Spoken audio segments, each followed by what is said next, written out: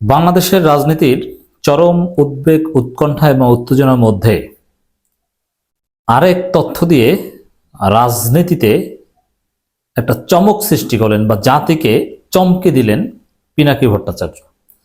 এবং জনাব পিনাকি ভট্টাচার্য সর্বশেষ যে বার্তা দিয়েছেন জাতির উদ্দেশ্যে, এটা অত্যন্ত তাৎপর্যপূর্ণ। চারদিকে যখন উদ্বেগ, উৎকণ্ঠা, সেই প্রেক্ষিতে পিনাকি ভট্টাচার্যের বার্তা অত্যন্ত জরুরি। আমাদের কাছেও নানান মহল থেকে প্রশ্ন করা হচ্ছে, পৃথিবীর বিভিন্ন জায়গা থেকে জিজ্ঞেস করা হচ্ছে যে দেশের অবস্থা কি, দেশের অবস্থা কি, কি হবে, ভয়ের কিছু নেই। পিনাকি ভট্টাচার্যের সর্বশেষ ক্লারিফিকেশন থেকে আমি আপনাদেরকে আশ্বস্ত করব। তার আগে আমি নিজের একটু টেক আপনাদেরকে বলতে চাই। দেখেন, এখন আপনারা ভয় পাচ্ছেন সেনা শাসনের। সেনা শাসনের কোনো সম্ভাবনা নেই। কেন নেই? এটা 70 কিংবা 80 দশক নয় যে মানুষ ঘুমিয়ে থাকে আর রাতের অন্ধকারে কয়েকটা ট্যাঙ্ক নিয়ে সরকার প্রধানকে গ্রেপ্তার করে রেডিও স্টেশন দখল করে সেনা শাসনের ঘোষণা দেওয়া হয়। সেই যুগ কিন্তু এখন নেই। এখন কোন যুগ? এখন হচ্ছে সারা রাত তরুণ প্রজন্ম জেগে থাকে।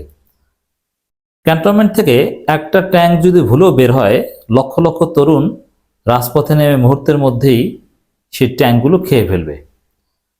এবং যারা সেনা অভ্যুত্থান ঘটাতে চাইবে তাদেরকে পিটিয়ে সাধারণ জনতা ভারতে পাঠিয়ে দিবে। কারণ ডক্টর ইউনূসের বিরুদ্ধে সেনা অভ্যুত্থান এটা কেউ সহ্য করবে না। দেখেন, হাসিনার বিরুদ্ধে সেনা অভ্যুত্থান হলে মানুষ ওয়েলকাম করত, মানুষ হাফ ছেড়ে বাঁচত। এমনকি এক সময় স্লোগানও হতো, এই জুলাই আগস্টে স্লোগান হয়েছে, এই মুহূর্তে দরকার সেনাবাহিনী সরকার। তখন কিন্তু মানুষ সেনা শাসনকে ওয়েলকাম করার জন্য বসেছিল। কিন্তু ডক্টর ইউনূসকে হটিয়ে সেনা শাসন যারা আনতে চাইবে তাদেরকে পিটিয়ে দিল্লি পাঠিয়ে দেওয়া হবে। তাদের ঠিকানা দিল্লি। মানুষ মনে করবে যে এটা ভারতের দালালির অংশ হিসেবে, আওয়ামী লীগকে রক্ষা করার অংশ হিসেবে এই সেনা অভ্যুত্থান। এ কারণে কিছুতেই এ ধরনের ঘটনা বাংলাদেশের জনগণ মানবে না, আর চাপিয়ে দেওয়া সম্ভব হবে না, এরকম কোনো সক্ষমতা নেই। এবার আসি, পিনাকি ভট্টাচার্য দুইটা তথ্য দিয়েছে, শুনলে চমকে উঠবেন। আওয়ামী লীগের সব পরিকল্পনা, প্ল্যান, শেখ হাসিনা ঘুম এক পিনাকি ভট্টাচার্য হারাম করে দিচ্ছে। ভারত আওয়ামী লীগকে চমকে দিচ্ছেন যে কি করছে, আর পিনাকি ভট্টাচার্য কিভাবে কি জানছেন, জাতিকে জানিয়ে দিচ্ছেন। দর্শক, হাসিনা দিল্লি থেকে কলকাতা এসেছে, আওয়ামী লীগের পলাতক নেতাদের সাথে দেখা করেছে। সে কলকাতাতে স্থায়ীভাবে থাকবে কিনা নিশ্চিত হওয়া সম্ভব হয়নি। দুইটা জায়গায় তাকে দেখা গেছে, সল্টলেক আর নিউটাউন এলাকা। সম্ভবত নিউটাউন এলাকাতেই তার অস্থায়ী ঘাঁটি। দর্শক, এই যে হাসিনা তার সেই দিল্লির গোপন বাসভবন থেকে কলকাতায় আসেন, আওয়ামী লীগের লোকজনের সাথে দেখা করেন এবং ভারত এই সুযোগ দেয়। এর মানে ভারতকে কি করা উচিত ডক্টর ইউনূস সরকারের? ভারতের মাটিকে নির্বিঘ্নে ব্যবহার করার সুযোগ দেয় বাংলাদেশ বিরোধী তৎপরতার জন্য।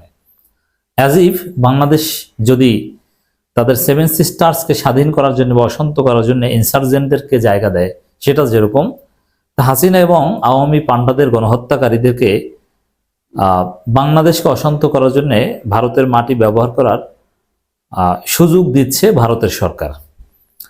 অতএব ভারতের আধিপত্যবাদের বিরুদ্ধে নতুন রাজনৈতিক বন্দোবস্ত দরকার, সোচ্চার হওয়া দরকার। On the other hand, BNP কিন্তু ভারতের সাথে চুক্তি করেছে। তো দর্শক, এই তথ্যের উপর ভিত্তি করে পিনাকি ভট্টাচার্য যে তথ্য দিয়েছেন, আপনি অবাক হচ্ছেন নিঃসন্দেহে যে হাসিনা এখন ভারতবর্ষ ঘুরে বেড়াচ্ছে, সাংগঠনিক কাজ করছে। হাসিনার টোন শুনলেই বোঝা যায়, দুই একটা ফোন আলাপ ফাঁস হয়, সেটা শুনলেই বোঝা যায় হাসিনা এটাই করছেন। তো এটা ডক্টর ইউনূস সরকারকে আমাদেরকে খুব সিরিয়াসলি নিতে হবে যে হাসিনা এখন নড়াচড়া শুরু করে দিয়েছে, অথবা আমাদেরও নড়াচড়া শুরু করতে হবে। আমাদের আবার বুলডোজার রেডি করতে হবে। ওই পিনাকি ভট্টাচার্যের আহ্বানের সমাধান যে এক একটা এলাকা ব্লক রেড দিয়ে আওয়ামী লীগের পান্ডাদেরকে উচিত শিক্ষা দিতে হবে। 2-4 জায়গা দিলে সারা বাংলাদেশের আওয়ামী লীগ পান্ডা সোজা হয়ে যাবে। আবার বুলডোজার রেডি করতে হবে। ধানমন্ডি 32-এ যে অভিযান চলেছিল, ওইরকম অভিযানের জন্য রেডি থাকতে হবে। এটাই সমাধান। কারণ হাসিনা দিল্লি থেকে কলকাতা এসছে। অতএব আমাদেরকেও তো সেরকম ব্লক রেড দিতে হবে, ধরতে হবে আওয়ামী লীগকে। দেশে কোনো অনাকাঙ্ক্ষিত ঘটনা ঘটবে কিনা দেখেন। আর একটা তথ্য পিনাকি ভট্টাচার্য, হাসিনা দিল্লির লুটেন্সের 10 রাজারি মার্গে থাকতো। আমি ওই লোকেশন ভিডিওতে দেখাই বলছিলাম, তোমার ইন্ডিয়ায় এখন নতুন জায়গা নেবে, তাই হয়েছে। ইন্ডিয়া তারা নতুন জায়গা নিচ্ছে। ভারতীয় গোয়েন্দা সংস্থা তোমাদের বলি, হাসিনার নতুন অবস্থানে আমরা বাইর করে ফেলবো, ওরে কোথা থিতু হইতে দেব না, ইনকিলাব জিন্দাবাদ। আবার কলকাতা এসেছে, সেটাও বের করে ফেলেছে, আপনারা দেখেছেন। তো এই তথ্যগুলো জাতিকে জানানো দরকার যে হাসিনা এরকম মুভ করছে। দেশের সার্বিক পরিস্থিতি নিয়ে পিনাকি ভট্টাচার্যের সর্বশেষ বার্তাটা একটু বিশ্লেষণ করতে চাই, এটা খুবই তাৎপর্যপূর্ণ। দেশের সবাই উৎকণ্ঠায় আছেন, আমি বুঝতে পারি। সম্ভবত কেউই ঘুমান নাই, গত রাতের কথা বলছেন। দেশ এক ক্রান্তিকাল অতিক্রম করছে, এখানে নানা শক্তি সক্রিয়। মূল শক্তি ভারত, আওয়ামী লীগের লিডারশিপ, আওয়ামী লীগের বেনিফিশিয়ারি গ্রুপ, গণহত্যাকারী সহযোগী, গুম খুনের কারিগর, এদের সবার লক্ষ্য এক, বিচার এবং শাস্তি এড়ানো। এরা সবাই পাওয়ারফুল। বিচার হলো শুধু পুলিশ না, আর্মির একটা বড় অংশের বিচার মুখোমুখি হতে হবে, কোনো মাপ নাই। হাসিনার বিচার মানেই আর্মি জেনারেলদের বিচার। পিজিবি, র্যাব, আনসার কর্মকাণ্ড ও আর্মির হেলিকপ্টার থেকে গুলি চালানো, সব কয়টা অফিসার আর্মির। তাই ওয়াকার বেপরোয়া হয়ে উঠছে ওদের বাঁচানোর জন্য। এই লড়াই কে জিতবে? সহজ উত্তর, জনতা যাদের সাথে তারা জিতবে। জনতা যদি সমানভাবে দুই ভাগে ভাগ হয়ে যায়, এ প্রশ্নে তাহলে কে জিতবে? সে ন্যায় আর ইনসাফের পক্ষে যে সে জিতবে। দেশবাসী ভয় নাই, আমরা পরাজিত হবার জন্য জন্মাই নেই। আমরা তো জালেম না, বরং মজলুমের পক্ষে। খোদা তাআলা আমাদেরকে বিজয়ী হওয়ার তৌফিক দেবেন ইনশাল্লাহ। এর মানে জনতার বিজয় হবেই। কোনো ওয়াকার ভারত কেউ কিচ্ছু করতে পারবে না। হাসিনা ভারতবর্ষ চষে বেড়ালো, কিচ্ছু করতে পারবে না। ওই যে বললাম যে বাংলাদেশের জনগণ এখন ঘুমায় না, রাতের আধারে কিছু করার, ষড়যন্ত্র করার জোগাড় নেই। রেডিও স্টেশনে একটা ঘোষণা দিবেন, ফেসবুকে পাল্টা ঘোষণা দিয়ে তরুণ প্রজন্ম আপনাদেরকে জয় বাংলা করে দিবে। শহীদদের রক্তের শপথ, আমরা গণহত্যার বিচার করব, আমরা আওয়ামী লীগের পুনর্বাসনের যে কোনো প্রচেষ্টা রুখে দেব যদি আপনারা আমাদের সাথে থাকেন।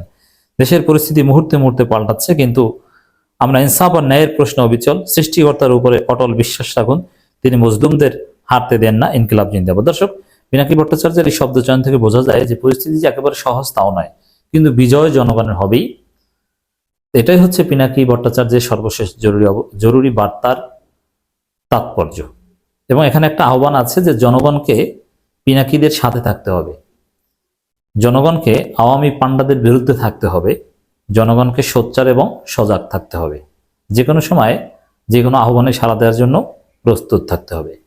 সর্বশেষ দর্শক, আপনাদের একটা আশার বাণী শোনাই। অনেকেই বিক্রি হয়ে যাবে বা গেছে, এই সমন্বয়করা অনেকে বা আন্দোলনের অনেক বড় বড় ফিগার, তারা অনেকে বিক্রি হয়ে গিয়েছে, বিতর্কিত হয়ে গিয়েছে। কিন্তু বিক্রি হয় নাই, বিক্রি হবে না, বিতর্কিত হয় নাই। এরকম এমন একটা গ্রুপ বাংলাদেশে রয়েছে যাদের যে শক্তি, তাদের সাথে কোনো বাহিনী পেরে উঠবে না। হাসিনার সে এস্টাবলিশমেন্ট ভেঙে যাওয়ার পর কেউ তাদের সাথে পারবে না। তারা হচ্ছে বাংলাদেশ ইসলামী ছাত্র শিবির। অতএব পিনাকি ভট্টাচার্য, ইলিয়াস, কনক সরোয়ার এরা আছেন। আর বাংলাদেশে সেনাবাহিনীর মতো সুশৃঙ্খল আরেক শক্তি আছে যারা অপরাজিত। হাসিনা যাদেরকে কিছু করতে পারেনি, ধ্বংস করতে পারেনি। হাসিনা শেষ পর্যন্ত যাদের কাছে পরাজিত হয়েছে, ভারত, চীন, রাশিয়া সবাই মিলে পরাজিত হয়েছে যাদের কাছে, সেই শক্তি ইসলামী ছাত্র শিবির আছে। অতএব টেনশনের কিছু নেই। ইসলামী ছাত্র শিবির শুধু আছে তা না, অতীতের যে কোনো সময়ের চাইতে শক্তিশালী ভাবেই আছে।